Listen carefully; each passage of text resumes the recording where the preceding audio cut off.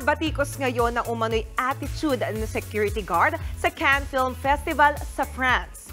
Sa mga nag-viral na video, kabilang si Girls' Generation member Yuna sa pinagmamadaling maglakad ng babaeng guard na yan. Kaya tila naging uncomfortable dito ang K-pop star.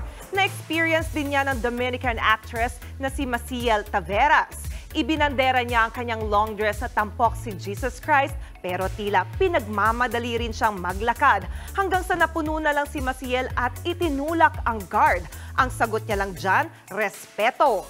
Nakasagutan din ng singer-actress na si Kelly Rowland ang secute dahil sa parehong karanasan. Sabi ni Kelly, hindi naman ganyan ang trato ng nasabing guard sa ibang artista. Kaya nanindigan siya sa kanyang ginawa.